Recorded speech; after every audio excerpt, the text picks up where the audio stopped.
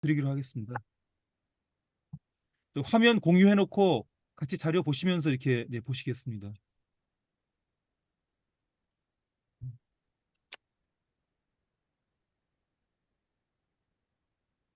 아, 저기 예.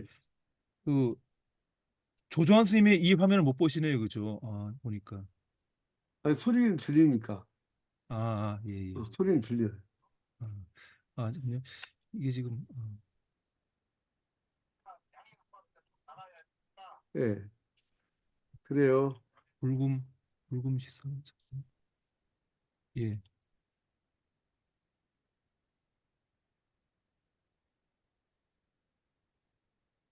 네, 지난주 금요일부터 이제 이번 주 목요일까지 이제 정세 이제 국내외 정세 네, 브리핑 드리면요.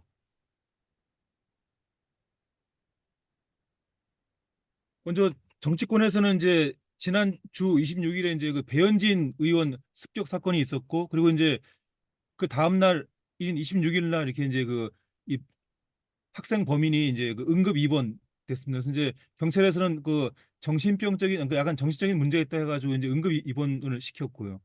그리고 또 그리고 이제 그 다음 날 또 이 의원이 또 바로 다음 날 또 퇴원을 했습니다. 되게 빨리 회복이 또 예, 됐습니다. 그리고 최근에 그 제3지대 정기 개편에서는 그 민주당 그룹인 그 미래대연합하고 그다음에 이제 이낙연 그전 대표가 이끄는 그 새로운 미래 이게 그 통합돼 가지고 개혁 미래당으로 이제 통합하기로 이렇게 지금 발표가 돼 있고요. 그리고 또 하나 이제 보시면 이 돈봉투 사건에서 윤관석 의원한테 징역 2년 선고된 게 또 되게 관심을 끌었습니다. 그리고 이 중대재해처벌법 이거 시행을 그 50인 미만 사업장에 시행 2년 더 유예하는 거 이거를 이제 이 국민의힘에서 막 이제 2년 유예하는 거 개정하려고 했는데 그게 이제 이 민주당 의원들의 반대로 이 개정이 되지가 않아가지고 이제 그대로 법안이 이 시행되는 쪽으로 지금 이렇게 됐습니다. 그리고 그 지난 4년 전에 그 위성정당이 다시 재연될 조짐이 보이는데요. 이 국민의힘에서 이 국민의 미래라는 그 정당을 지금 띄웠습니다. 그래서 이게 이제 약간 그 압박용의 의미도 있는데요. 그 이제 민주당한테 그 과거의 지금 말고 이제 과거의 그 비례대표제로 가자. 그러니까 지금 그게 그 병립형이죠. 지금은 저기 준연동형이고 이 과거의 그 병립형 비례대표제로 가자. 이제 이걸 압박하기 위해서 이렇게 이제 빨리 이제 또 이 국민의 미래라는 또 이 위성 정당을 지금 띄운 상태입니다. 그래서 만약에 그 이대로 지금 현재 이 제대로 선거 치르게 되면 이제 이 국민의 미래가 또 예, 그 이 명칭으로 이제 또 위성 정당이 또 뜨게 되겠죠. 그리고 또 하나 중요한 사건은 이 아직은 뭐 1심이지만 그 양승태 사법농단이 이제 무죄 판결 받은 게 또 하나 중요한 이슈였고요. 그리고 또 이태원 참사 그 유족들이 지금 오체 투지 행진을 했습니다. 그 용산 대통령실까지 지금 압박을 가는 그런 오체 투지 행진을 또 했었고요. 근데 이런 상황에서 이제 윤석열은 그 이태원 특별법 이걸 또 거부했고요. 그리고 또 이제 이 고발 사주 손준성이 또 징역 1년 선고받은 게또 되게 이슈로 관심을 끌었습니다. 그리고 이제 이 한일 관계에서는 그 일본 군마현 있죠. 군마 이 도쿄도에 있는 그 도쿄도에서 한 그 100km 거리인데요. 이 군마현에 있는 그 한국인 추모비 이거를 이제 그 일본이 이제 그 군마현 당국이 철거를 시킨 거죠. 이게 2004년도에 일본 시민단체가 세운 건데 이거를 이제 이번에 20년 만에 이걸 철거했습니다. 그래서 이 군마현에 와 있던 그 한국인 강제징용자들 그리고 이제 그 간동 간토 관동 대지진 그 대학살 당시에 그 한국인 피해자들에게 이 포괄적으로 추모하는 그런 비석인데 이거를 이제 이번에 그 철거를 했습니다. 되게 이제 일본이 더욱더 우경화되는 그런 상황을 보여주고 있고 또 거의 보면 일본이 뭐 윤석열 정권을 배려하지 않는 그러니까 그윤 정권이 하는 양보만큼도 하지 않는 나도 되게 배려하지 않는 그런 그 한일 관계 지금 진행을 하고 있습니다. 그리고 이 경제 쪽에서는요, 이 반도체가 좀 회복이 돼가지고 이 한국의 반도체가 그 전월 대비 이제 8.5% 이게 매출이 증가하는 아니 생산성이 증가하는 그런 예, 이 보고가 있었고요. 그리고 북한에서는 지금 지난달 28일부터 그냥 계속 저기 순항 미사일을 계속 요즘에 쏘아대고 있습니다. 28일, 30일 그리고 아까도 보니까 오늘도 보니까 또 하나 또 오늘은 하나가 아니라 여러 발 쐈더라고요. 그래서 이제 좀 최근 북한이 순항 미사일 신형으로 개발하는 이 과정이라 가지고 지금 이번 주에 3번 이상 지금 3번 쐈습니다. 그리고 보면은 요즘에 한동안 그 후티 반군 때문에 후티 반군이 미영 두 나라 이제 공격하는 바람에 한동안 그 국제 유가가 좀 많이 뛰었는데요. 근데 최근 다시 이제 이 하마스하고 이스라엘이 그 약간 그 휴전 협정한다는 그런 말들이 막 있어가지고 그것 때문에 유가가 좀 떨어졌습니다. 그래서 이제 브렌트유 이 북해에서 나오는 브렌트유하고 또 이제 미국의 텍사스산 서부 텍사스산 원유 이게 이제 함께 다 이렇게 그게 예, 떨어졌습니다. 그래서 이제 상당히 많은 상당한 폭으로 지금 유가가 하락을 했고요. 그리고 지금 이 미국에서는 지금 그 우크라이나 이 제렌스키한테 약속했던 그 지원금 있잖아요. 저기 그 전쟁 지원금 이것도 지금 안 주려고 하는데 또 미국에서 새로운 흐름이 지금 나오고 있습니다. 뭐냐면은 기존에 우크라이나에 대한 미국의 정책이 우크라이나 영토 회복인데 지금 그게 아니라 이제 미국이 그걸 폐기하고 이 러시아의 새로운 공격을 방어하는 쪽으로 이제 우크라이나 전쟁을 지금 계획을 바꾸고 있다. 이렇게 이제 이 워싱턴 포스트에서 보도가 돼가지고 앞으로 미국이 우크라이나로 하여금 이제 뺏긴 영토 찾기보다는 이제 여기서 그 현상 유지하자 이렇게 미국이 이 압력 가하기가 네, 쉬운 상태가 됐습니다. 그래서 아마 미국이 우크라이나한테 추가 지원을 해준다면은 아마 요런 조건으로 현상 유지하자 요 조건으로 이 추가 지원해줄 가능성이 되게 커지게 됐습니다. 그리고 요즘에 이제 이 우크라이나에 돈이 적게 들어와서 그러니까 우크라이나가 지금 돈이 적게 들어오고 하니까 약간 좀 내분 조짐이 좀 있었거든요. 아무래도 이제 돈이 없으니까 또 집안 뭐 돈이 없으면 뭐 집안 식구들끼리 싸우듯이 지금 우크라이나가 약간 좀 그런 상황인데요. 대통령하고 이 군 총사령관이 한동안 계속 갈등을 해왔거든요. 하는데 이번 주에는 이 제렌스키가 이 발레리 자루지니 총사령관한테 그 사퇴하라고 요구했거든요. 요구하니까 이 사령관이 이 거절한 겁니다. 이 정도면 거의 뭐 항명이죠, 항명. 근데 제렌스키가 지금 마음대로 못하는 게 일단은 그 총사령관이 군대를 지금 장악하고 있기 때문에 이 제렌스키가 지금 이 총사령관 함부로 못하는. 그래서 그 경우에 따라서는 이 제렌스키가 만약에 입지가 좁아지면은 이 총사령관이 뭐 쿠데타를 할 수 있는데 그런 상황이 지금 형성이 돼 있습니다. 조건은 거의 갖춰진 거죠. 그러니까 대통령과 총사령관이 지금 갈등을 하고 있기 때문에 만약에 여기서 이제 제렌스키가 뭐가 불리한 상황이 생기면은 충분히 이제 이 쿠데타 날 수 있는데 그런 예, 상황이죠. 또 요즘에 유럽에서는 유럽 전역에서 농민 시위가 되게 많습니다. 이제 뭐냐면은 그 최근에 이 유럽연합에서 그 친환경 정책 해가지고 이 농민들한테 좀 약간 좀 제한을 많이 가했거든요. 이 제한 많이 가니까 농민들이 그거에 그 반발해가지고 지금 이 뭐 벨기에, 프랑스 막 이런 데서 막 시위가 지금 많이 벌어졌습니다. 뭐 트랙터 갖고도 시위해가지고 거의 뭐 소유럽에서 소유럽의 현상이 될 만큼 지금 농민 시위가 많이 있었는데 그래서 이 벨기에 제부리의 항구는 이게 이제 벨기에 최대 항구거든요. 이것도 이제 지금 농민 시위대한테 이번 주에 봉쇄가 됐었고요. 그래서 보면 또 근데 이렇게 농민 시위가 커지니까 또 이제 확산돼 가지고 뭐 지금 뭐 공항공단 직원들 뭐 또 교사들 막 지금 유럽에서 뭐 독일, 핀란드, 영국 막 대규모 파업을 지금 하고 있는데 그런 상황입니다. 이런 상황에서 프랑스는 지금 그 항복을 했습니다. 그래서 프랑스 정부에서 이제 농민들 그 요구 조건 들어주기로 해가지고 그래서 지금 뭐 농민에 대한 추가 지원 그다음에 이제 그 친환경을 명분으로 가했던 그 이 규제들을 완화하겠다 이렇게 약속을 해가지고 그래서 이 프랑스는 지금 농민 시위가 이렇게 약간 그 잠잠해진 그런 예, 그런 상황이고요. 그리고 이 미국에서 지금 막 이 바이든이 요즘에 힘이 없어가지고 지원을 못 해주니까 유럽이 그러니까 우크라이나 못지않게 유럽이 요즘에 되게 그 긴장해 있거든요. 미국이 빨리 지원해줘가지고 우크라이나 지원해주면 이제 줘야 이제 러시아의 어떤 그 러시아를 견제할 수 있는데 미국이 안 해주니까 지금 유럽연합이 먼저 지금 하고 있습니다. 그래서 이번 주에 유럽연합의 27개 회원국들이 우크라이나한테 이제 500억 유로 규모 이렇게 그 지원해 주기로 이렇게 했습니다.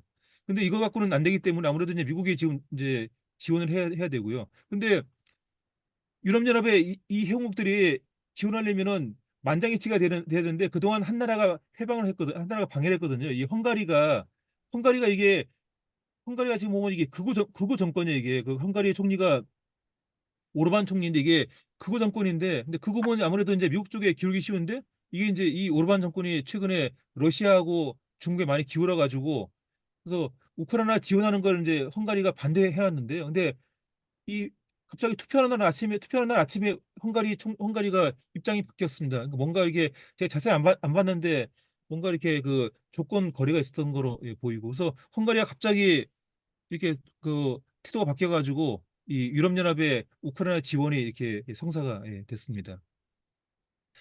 그리고 이 중동 상황은 지금 또 새롭게 지금 상황이 확전되고 있는데요.